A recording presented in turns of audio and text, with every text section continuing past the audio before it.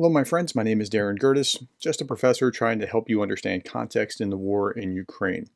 So in this video, I'm going to talk about how the Senate just passed the foreign aid bill for Ukraine, Israel, and Taiwan, what took so long, and what happens next.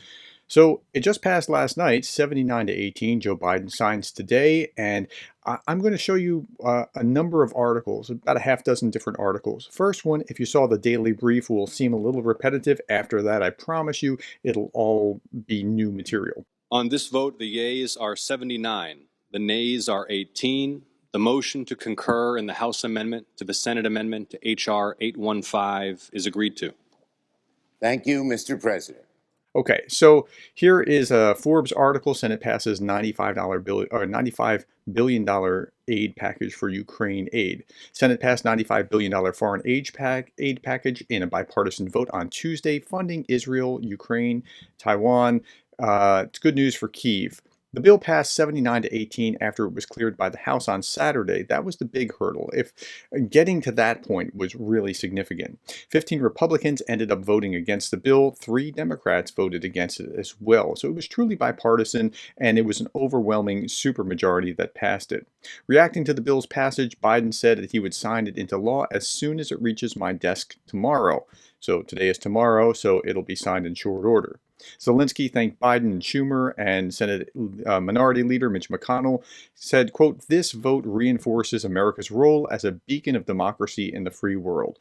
Bernie Sanders, Jeff Merkley, and Peter Welch were the Democrats who voted against it, partly because of aid to Israel. And then you see the Republicans that voted against it, Hawley, Mike Lee, Vance, Ted Cruz, and some others. But there were many that flipped. There were 9 that flipped from the original bill, including Lindsey Graham, that didn't vote for it before, that now voted with it. Okay.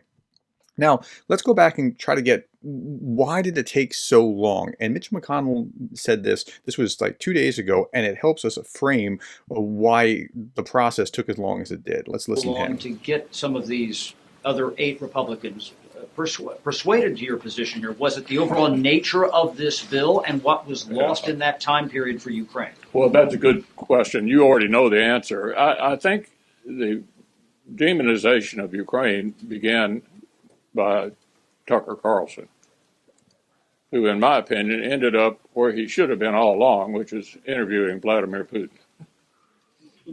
And so he had an enormous audience, which convinced a lot of rank-and-file Republicans that maybe this was a mistake. And, you know, Tucker Carlson may have done more damage here than any other figure I can think of, with perhaps the exception of Trump. I'm not sure who has done more damage. Trump slowed it down with pairing it with the border bill, but Tucker actually has been against Ukraine from the beginning, or pro-Russia from the beginning, and it's really odd to watch and hard to figure out. I think the former president had sort of mixed views on it. We all felt that... And that's not just kindness. I don't think Trump actually knew where he was. He's saying mixed views. It's not that Trump's just, I got a grudge against Ukraine. I don't think Trump really has a moral compass that is pro-Ukraine or anti-Ukraine. He's pro-Trump, and he's maybe, the winds are going this way. Maybe we'll do that. That's my read. I could be completely wrong. And if I am, tell me in the comments. Border was a complete disaster, myself included. And Chad, you remember covering the phases we went through. First, there was an effort to make law, which requires you to deal with Democrats. And then a number of our members thought it wasn't good enough. And then our nominee for president didn't seem to want us to do anything at all. That took months. Okay, so I've been consistently saying that this is a process. It's a process, it's a process, it's a process. They just have to work it through.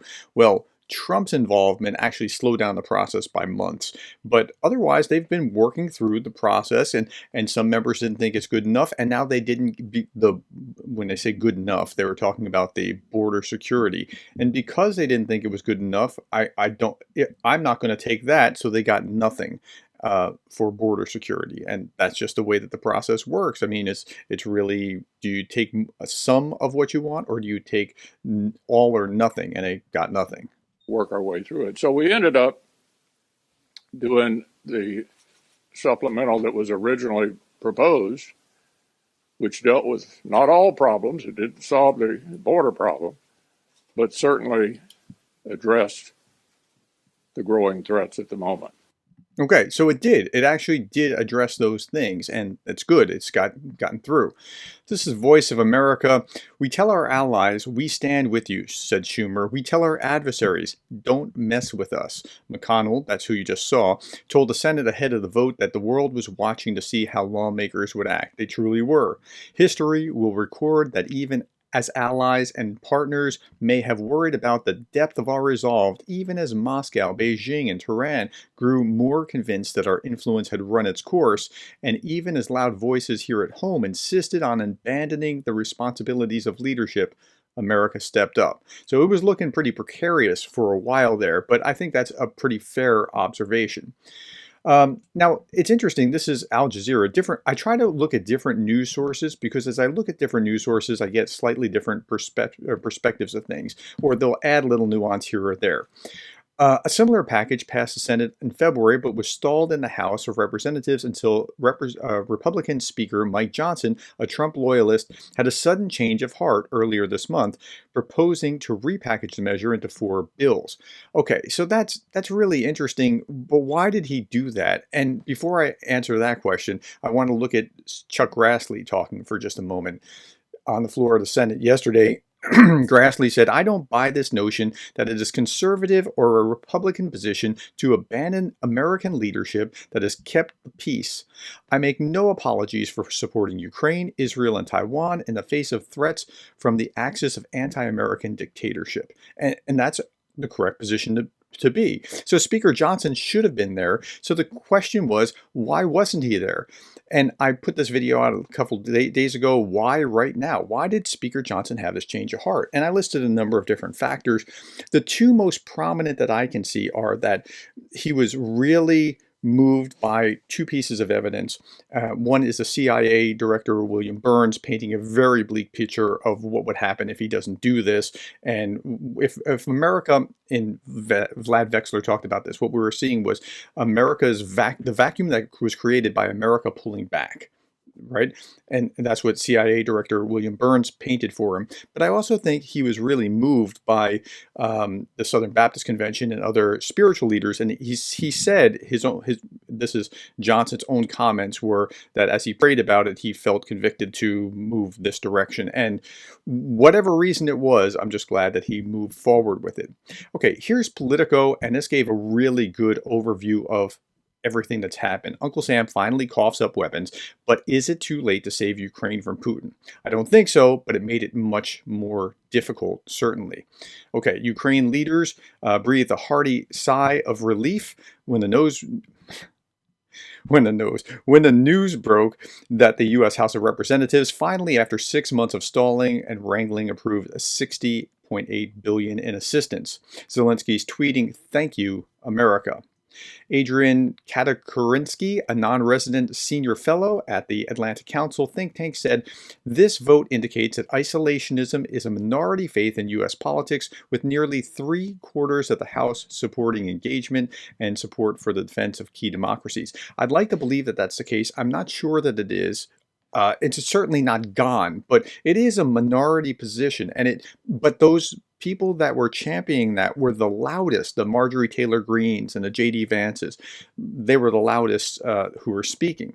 But the pressing question is just how fast the material, arms, and ammunition, especially artillery shells and air defense systems, will actually arrive. The truth is, it remains unclear whether it will take days, weeks, or months for the kit to arrive to the front lines. Now, as I'm saying that, I want to point out this. According to Pentagon spokesperson Patrick Ryder, the U.S., in collaboration with its allies and partners, has created, quote, a robust logistics network, unquote, to facilitate the rapid delivery of Ukraine's $60 million military aid. And that's not all going all at once, $60 million. There's certain tranches of this and that and the other thing, and I'll point that out in just a moment. The Pentagon has been making reassuring noises that it was stockpiling kit ahead of the vote. And there's some in Germany, there's some in Poland. So some can get out there quickly, but it's going to take a while still to get most of it out to Ukraine. We would expect the priority to be artillery, ammunition, and barrels, as well as air defense systems and missiles to replenish stocks depleted by the recent Russian airstrikes. Even the quick delivery of artillery shells, which Ukraine's frontline soldiers have had to ration, how terrible is that if you have to ration your ammunition, won't create immediate parity with Russia's volume of fire, but it will help close the gap. And that's fair, and we have to understand that that's what's going to be the outcome here. These resupplies won't be sufficient to do much more than help Ukraine shore up its defenses for the likely Russian storm to come. And there will be a storm coming. We're not talking about a Ukrainian counteroffensive this summer. We're talking about a Russian offensive that's on its way. And it certainly won't be enough gear for Ukraine to go on the offensive itself. Only $28 billion of the approved package is for direct military provision by the U.S. $13 billion is to help Ukraine buy equipment on the market. $13.7 billion is to purchase U.S. systems from the private sector, and this will take time to feed through. They have to build it, they have to create it, they have to manufacture. Okay, so now let's turn our attention to what has happened and how we got here. Back in 2022, it was absolutely understandable that the Western governments were reluctant to offer military help, said Reznikov, Ukraine's former defense minister. He told me in an exclusive interview. They expected Kyiv would fall within 72 hours. That was the U.S., the CIA's assessment of this. When we showed the world we could fight the Russians very successfully and stop them, it changed their minds. And then later they became more determined because of the Russian atrocities at Bucha. I think Bucha really solidified a lot of Western support for Ukraine. The reactions in November and December of 2021 in Washington, D.C. for the supplies, including Stingers, was negative. Remember, this is November, December 2021 saying, hey, look, we see Russia mounting, getting ready to invade. Help us, please. And the Biden administration wasn't giving anything forward. They assumed that it was just going to go all wrong for Ukraine. It's impossible, I was told by the Pentagon and the State Department, he said. And in the middle of the summer of 2023, I absolutely understood that there was public and political fatigue, that these things could slow even more because of domestic politics in allied countries. And we know what those domestic politics were. Western governments also wanted to see what happened with Ukraine's counteroffensive. Everyone wants to back a winner. And the counteroffensive went sideways. We got a lot of new armored vehicles, tanks, artillery systems, and munitions for them. But for example, we were not given enough special equipment for demining.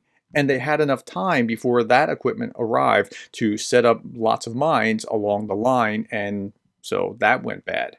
But the hope in Kyiv is that even if former U.S. President Donald Trump is reelected, Europe now has time to prepare, and that it could step in next year to fill the shortfall in Ukraine's needs. The question is, will it? Okay, Europe, you've been given a reprieve. You've stepped up here while you saw the delay, but now you need to be on notice that you need to really step up in a huge way in order to support this European country. And that's really going to make or break what happens in Ukraine moving forward. Last little bit that I want to show you is this meme, this NAFO meme that I thought was wonderful. It's really interesting to see because this was a former Soviet era statue that was then rebranded with the Ukrainian tricep on it. And it's just a beautiful thing to watch. All right, that's the backstory for everything that you need to understand about what happened, why it took so long, and how we were thinking along the way. If you have questions or comments, put them below. I'll try to read as many as I can. Thank you for your time, the likes, the shares, the subscribes. Thank you to my patrons, and thank you for being the kind of person that cares about Ukraine. On this vote, the yeas are 79, the nays are 18. The motion to concur in the House amendment to the Senate amendment to H.R. 815 is agreed to. Thank you, Mr. President.